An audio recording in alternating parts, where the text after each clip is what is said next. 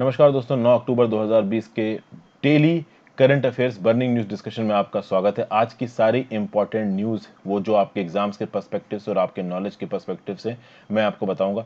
आगे बढ़ने से पहले फ्रेंड्स, अगर आप मेरे द्वारा बनाई गई और वीडियोस को देखना चाहते हैं, चैनल पे ज्वाइन बटन दबा के आप मेंबरशिप ज्वाइन कर सकते हैं। अगर आप मेरी हेल्प करना चाहते हैं तो इसलिए भी कर सकते हैं। उसके साथ साथ टेलीग्राम चैनल ज्वाइन कर लीजिए, वहाँ पे मैं PDF रेगुलरली अपडेट करता रहता हूँ। इंस्टाग्राम पे फॉलो करके आप अपने जेन्युइन डाउट्स भी पूछ सकते हैं। सबसे पहली news, Q2 records 107% surge in fresh investments. Q2 मतलब कि सेकेंड क्वार्टर, पहला क्वार्टर होता है अप्रैल मई जून का, दूसरा क्वार्टर होता है जुलाई अगस्त सितंबर का। तो ये जो जुलाई अगस्त सितंबर वाला क्वार्टर है, इसमें जो इन्वेस्टमेंट है पहले क्वार्टर के कंपैरिजन में 107% बढ़ी हैं। टोटल 2219 नए प्रोजेक्ट्स एनविसेज किए गए हैं, जिसमें लमसम इन्वेस्टमेंट है 2.19 लाख करोड़ की। प्राइवेट सेक्टर इन्वेस्टमेंट भी सिग्निफिकेंटली बढ़ी हैं और ये चीज थोड़ी सी पॉजिटिव है, क्योंकि अगर आप पहले क्वार्टर में कॉन्ट्रैक्शन देखोगे इकोनॉमी का तो वो था 23.9%। तो अगर इस चीज को आप देखो तो सिग्निफिकेंटली बढ़ी है हमारी जो ये इन्वेस्टमेंट्स हैं। अगर आप बात करो Q1 में इन्वेस्टमेंट की, तो Q1 2020-21 की जो इन्वेस्टमेंट थी वो Q1 2019-20 की इन्वेस्टमेंट से 73% कम थी। और इस बार की जो इन्वेस्टमेंट हुई है, यानी जो Q2 में इन्वेस्टमेंट आई है जुलाई से सितंबर में, अगर आप उसको 2019 के डाटा से कंपेयर करते हो तो वो 11.32% कम है। लेकिन फिर भी जो Q1 था वो पिछले साल के क्वार्टर से 73% कम था। तो ओवरऑल आप देखो तो काफी अच्छा हमने इंप्रूवमेंट किया है, 107% Q1 के रिस्पेक्ट में बढ़ा के। फिर सबसे ज्यादा ये इन्वेस्टमेंट गई कहां पे, तो छत्तीसगढ़ में सबसे ज्यादा इन्वेस्टमेंट गई सेकंड क्वार्टर में, उसके बाद तमिलनाडु में, उसके बाद कर्नाटका, उसके बाद गुजरात, महाराष्ट्र। तो सबसे ज्यादा इन्वेस्टमेंट कहां आई, छत्तीसगढ़, दूसरे नंबर पे तमिलनाडु, तीसरे नंबर पे कर्नाटका, चौथे पे गुजरात, पांचवें पे महाराष्ट्र। ये डाटा Q2 का है, इसको अपने दिमाग में रखना है, पूरे साल का डाटा नहीं बता रहा हूं मैं आपको। Q2 मतलब जुलाई से सितंबर। छत्तीसगढ़ में जो टोटल इन्वेस्टमेंट आई है इस क्वार्टर में वो आई है 35,771 करोड़, 35,771 करोड़। उसका रीजन ये भी था कि बोधा घाट इरिगेशन प्रोजेक्ट है, बहुत सारे public sector coal mining projects हुए हैं, साथ साथ तमिलनाडु में भी इन्वेस्टमेंट आई है। अब यहां पे बात की जाए तो एक थोड़ा सा वरिंग फैक्ट है। वरिंग फैक्ट क्या है कि इन्वेस्टमेंट तो आ गई है, लेकिन उस इन्वेस्टमेंट के एग्जीक्यूशन का रेट क्या है, ये देखने वाली बात है, जिसको हम बोलते हैं प्रोजेक्ट इंप्लीमेंटेशन रेशियो। क्या होता है ये, projects investment under execution as a percentage of total outstanding investment. यानी 100 रुपए की इन्वेस्टमेंट आई तो उसमें से कितना परसेंट लगा दिया गया और काम शुरू हुआ। तो Q1 में ये जो प्रोजेक्ट इंप्लीमेंटेशन रेशियो था ये था 37%, और Q2 में है ये 37.53%। तो इन्वेस्टमेंट तो पैसों में आ रही है बट वो लग नहीं पा रही। उसकी बहुत सी वजहें, एक तो लेबर की कमी है। तो भैया जब कोविड-19 की क्राइसिस शुरू हुई, सारे लेबर चल चल के अपने घर की तरफ चले गए, अब वो शहरों में वापस आना चाहते हैं नहीं, तो लेबर की स्कार्सिटी है। सप्लाई चेन डिसरप्शन है, भाई सप्लाई चेन सारी की सारी टूट गई है। अब एक दो डीमार्ट जैसे ऑर्गेनाइजेशंस को छोड़ दो तो बाकी सबकी सप्लाई चेन टूटी हुई है। लिक्विडिटी की प्रॉब्लम्स हो गई, इकोनॉमी में पैसा नहीं है। तो इन सब चीजों की वजह से जो प्रोजेक्ट का इन्वेस्टमेंट है उसको ग्राउंड लेवल पे इंप्लीमेंट करना बहुत मुश्किल हो रहा है। बहुत सारे इन्वेस्टमेंट्स आप समझ सकते हो, 98 इन्वेस्टमेंट्स तो न्यू फार्मा और ड्रग प्रोजेक्ट्स के हैं, जहां पे एक्टिव फार्मास्यूटिकल इंग्रेडिएंट्स को बनाने के लिए फैक्ट्रीज स्टैब्लिश की जा रही हैं, जो अभी हम चाइना से मंगवाते हैं। चाइना पे इन डिपेंडेंस कम करने के लिए एक्टिव फार्मास्यूटिकल इंग्रेडिएंट्स से रिलेटेड प्रोजेक्ट शुरू किए जा रहे हैं, जो कि एक अच्छी शुरुआत है। जनरल स्टडीज पेपर 3 में ये न्यूज आपको काम आएगी। फिर हमारे लीडर रामविलास पासवान जी, इनकी मृत्यु हो गई है unfortunately. Union minister for food and consumer affairs थे ये। थर्सडे नाइट को इनकी मृत्यु हुई है। इनको बड़े लंबे समय से दिल की बीमारी थी, 74 साल के थे ये। पिछले कई दिनों में मतलब ये हॉस्पिटल वगैरह का इनका आना जाना था, क्योंकि इनको बीमारी लंबे समय से थी। अगर आप बात करो इंडियन पॉलिटिक्स में पार्टिसिपेशन की, तो इन्होंने 6 प्राइम मिनिस्टर्स के अंदर काम किया है। देवेगौड़ा जी की सरकार में भी काम किया, मनमोहन सिंह की सरकार में भी काम किया, और नरेंद्र मोदी जी की सरकार में भी काम किया। दलित और सोशलिस्ट मूवमेंट के स्टालवर्ट रहे। जब मंडल कमीशन रिपोर्ट को लागू किया गया था 1990s में, उसको लागू करने में पासवान साहब का एक मेजर रोल था। फिर आसाम से एक न्यूज निकल के आ रही है। आसाम के हाईकोर्ट ने बोला है कि ये जो आसाम की जेलों को आपने डिटेंशन सेंटर बना रखा है, ये गलत है। देखिए, जो जेल्स हैं आसाम में, होता क्या है कि उन आसाम की जेल्स के कुछ हिस्से को सेग्रीगेट किया और उस सेग्रीगेशन में परमानेंट डिटेंशन सेंटर बना दिया। अब चीज क्या है कि परमानेंट डिटेंशन सेंटर क्यों बनाए जाते हैं? आपको पता है दोस्तों, आसाम में बहुत सारे जो इलीगल माइग्रेंट्स है वो आ जाते हैं बांग्लादेश से, तो उनकी क्वांटिटी काफी ज्यादा हो गई है। अभी मान लीजिए कि कोई ट्राइब्यूनल ये डिसाइड करे कि ये जो बंदा यहाँ पे आया है ये इलीगल माइग्रेंट है, तो अब ऑब्वियस सी बात है, अगर वो इलीगल माइग्रेंट है तो प्रॉपर इंडिया का नागरिक नहीं है, प्रॉपर इंडिया का नागरिक नहीं है तो उसको इंडिया के नागरिक के सारे राइट्स नहीं मिल सकते, तो उसको डिटेंशन सेंटर में रखना पड़ेगा। अब ये डिटेंशन सेंटर बनाया जाए तो कहां बनाया जाए? तो सरकार ने क्या किया, आसाम की सरकार ने जेलों के अंदर ही डिटेंशन सेंटर बना दिया। गोवा हाई कोर्ट ने बोला है कि भैया देखिए, इलीगल फॉरेनर्स को हाउस करने के लिए आप जेलों के अंदर परमानेंट डिटेंशन सेंटर नहीं बना सकते, आपको इसके लिए एक सेपरेट एकोमोडेशन का इंतजाम करना पड़ेगा। ओके, और यहां पे स्टेट गवर्नमेंट ने क्या लॉजिक दिया था कि देखिए 2018 में एक कम्युनिकेशन आई थी ह्यूमन यूनियन होम मिनिस्ट्री की तरफ से, जिसमें यह बोला गया था कि आप जेल प्रोमाइसेस को डिटेंशन सेंटर में बदल सकते हो। अभी देखिए, जो डिटेंशन सेंटर की मॉडल मैनुअल है वो क्या बोलती है कि डिटेंशन सेंटर्स को आप जेल प्रोमाइसेस के आउटसाइड स्टैब्लिश करिए, कुछ टेम्परेरी टाइम पीरियड के लिए आप उनको जेल प्रोमाइसेस के अंदर कर सकते हो, बट अगर आपको इलीगल फॉरेन इमिग्रेंट्स को एकोमोडेट करना है तो आप उनको जेल में एक लंबे समय के लिए नहीं कर सकते, टेम्परेरी कर सकते हो और फिर उनके एकोमोडेशन में शिफ्ट कर दो। अभी यहां पे जज क्या बोल रहे हैं कि ग्वालपारा, कोकराझार और सिलचर में 10 साल से ज्यादा बीत चुके हैं और इनकी जेलों में डिटेंशन सेंटर्स बनाए गए हैं। तो 10 साल से ज्यादा अगर डिटेंशन सेंटर चल रहे हैं इन जेलों में, तो बेसिकली जो 10 साल है ये टेम्परेरी अरेंजमेंट तो हो नहीं सकता। सिमिलरली डिब्रूगढ़, जोरहाट और तेजपुर के जिलों में भी लगभग 5 सालों से इनकी जेलों में डिटेंशन सेंटर बना के रखे हुए हैं। तो अभी 10 साल 5 साल तो बहुत बड़ा समय होता है ना। अगर आप बोलते हो कि आप डिटेंशन सेंटर एक टेम्परेरी टाइम पीरियड के बना रहे हो, तो टेम्परेरी टाइम पीरियड 1 या 2 साल होता है, आपको अलग से एक बिल्डिंग कंस्ट्रक्शन करने में कितना समय लगेगा, बट आप वो कर नहीं रहे हो।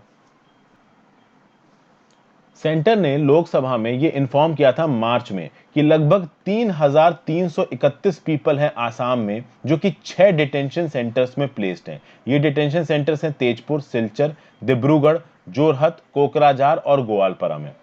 और मटिया नाम की जो जगह है ग्वालपारा में, वहां पे एक डिटेंशन सेंटर अंडर कंस्ट्रक्शन है जहां पे कैपेसिटी है 3,000 लोगों को रखने की। ये जो डिटेंशन सेंटर है जेलों के अंदर, इनकी हालत बहुत खराब है, 30 लोगों की मृत्यु भी हो चुकी है।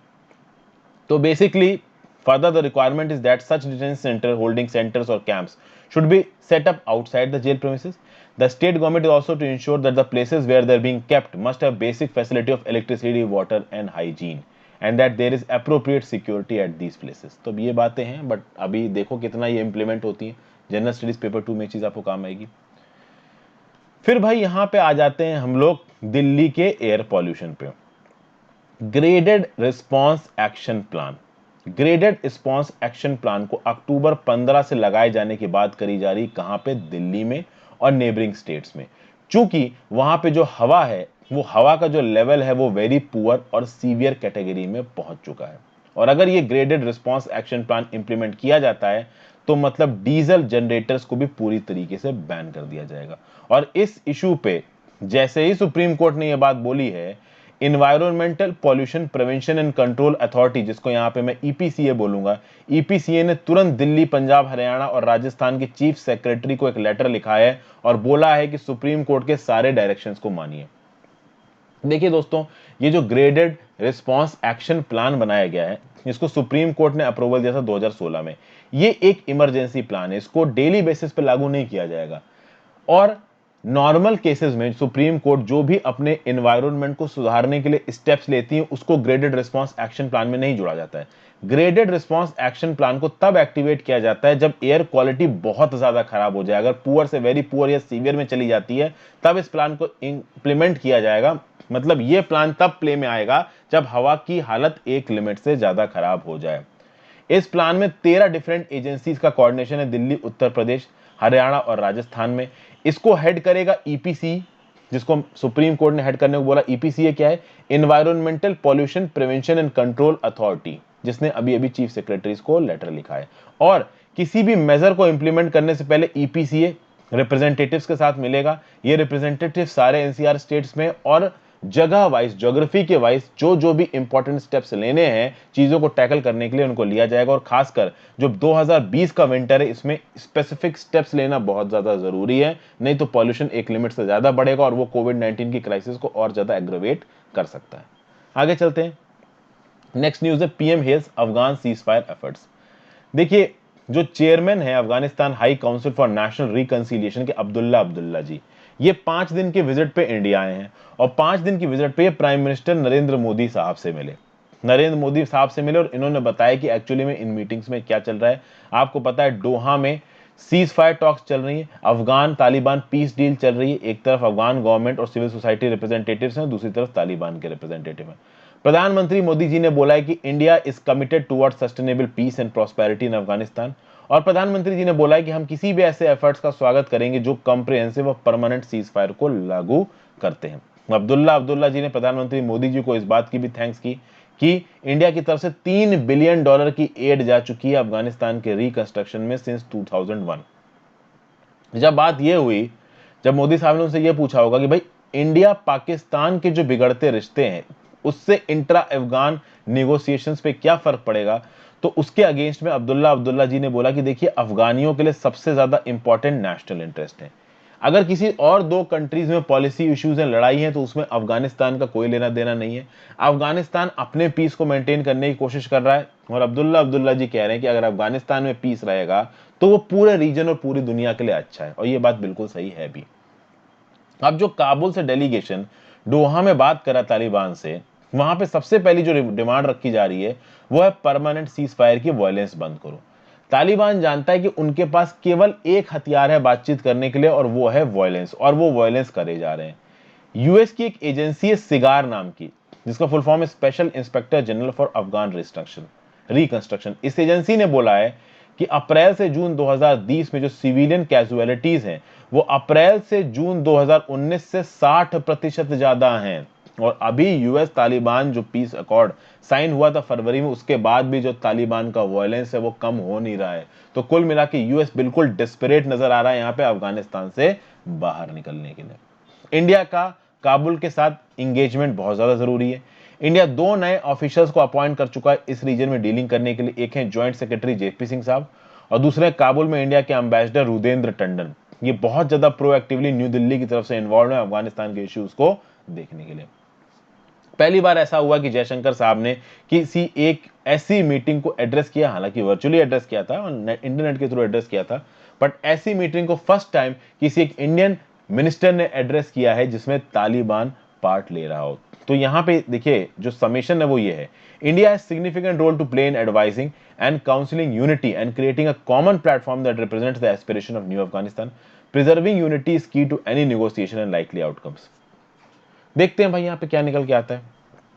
फिर यहां पे भैया आपने रिसेंटली सुना होगा, कल ये बहुत ज्यादा न्यूज में था, चाइना की जो एम्बेसडी है इंडिया में, उसने इंडियन मीडिया में 250 जो सबसे इंपॉर्टेंट जर्नलिस्ट हैं उनको एक लेटर लिखा और उस लेटर में उन्होंने बोला कि देखिए 10 अक्टूबर में एक इवेंट कंडक्ट कराया जा रहा है इंडिया में तैपई इकोनॉमी और कल्चरल सेंटर के द्वारा। तो तैपई इकोनॉमी और कल्चरल सेंटर में जो इंडियन जर्नलिस्ट हैं उनको चाइनीज एम्बेसी क्या बोल रही है कि आप ताइवान को एज अ कंट्री डिस्प्ले मत करें। वो ये बोल रही है कि इंडिया वन चाइना प्रिंसिपल को मानता है और ये जो 109th सेलिब्रेशन है नेशनल डे ऑफ ताइवान का, ये वन चाइना प्रिंसिपल के अगेंस्ट है। ये जो ताइवान है ये चाइना का ही पार्ट है और इंडिया ने हमेशा वन चाइना प्रिंसिपल को फॉलो किया है। उन्होंने कभी भी ताइवान को एक इंडिपेंडेंट कंट्री नहीं माना है। तो यहाँ पे जो चाइनीज एम्बेसी है वो सीधे सीधे इंडियन जर्नलिस्ट को बता रही है कि आपको क्या बोलना है। तो इसके खिलाफ काफी रिवल्शन देखने को मिल रहा है कि चाइना जैसी कंट्री जिनके यहाँ खुद मीडिया को इतना ज्यादा कंट्रोल किया जाता है, बैन किया जाता है, वो किसी दूसरे देश के मीडिया को, किसी एक डेमोक्रेसी के मीडिया को इंस्ट्रक्शंस दे रहे हैं कि आपको क्या कवर करना है क्या नहीं कवर करना है। तो इसके अगेंस्ट में जो मिनिस्ट्री ऑफ एक्सटर्नल अफेयर्स है उसका एक प्रॉपर स्टेटमेंट निकल के आया है कि भैया देखिए इंडिया की मीडिया है फ्री और इंडिया की मीडिया के ऊपर किसी का भी कोई भी कंट्रोल नहीं है।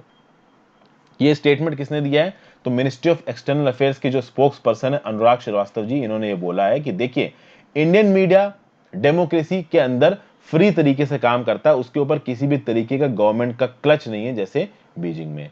अगर आप ये चाइना का मैप देखिए तो राइट साइड में आपको ताइवान नजर आ रहा है जिसकी कैपिटल है तैपई ये ताइवान को चाइना क्लेम करता है हमारा है, और ताइवान बोलता है हम अलग कंट्री हैं, तुमसे कोई लेना देना हमारा नहीं है।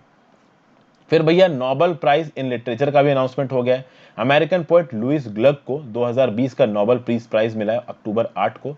चाइल्डहुड और फैमिली राइट से रिलेटेड थीम्स में ये लोग लिखती हैं। इनको पहले पुलिट्जर प्राइज भी मिल चुका है 1993 में इनकी किताब द वाइल्ड आइरिस, और नेशनल बुक अवार्ड भी मिला है फेथफुल और वर्चुअस नाइट 2014 के लिए। अगर बात की जाए वुमेन में, तो Nobel literature prize last decade में किन किन वुमेन को मिला है, तो Olga Tokarczuk, Svetlana Alexievich, Alice Munro और अब लुइस ग्लक। ठीक है, तो ये एक छोटी सी न्यूज है, वन लाइनर क्वेश्चन में पूछी जाएगी।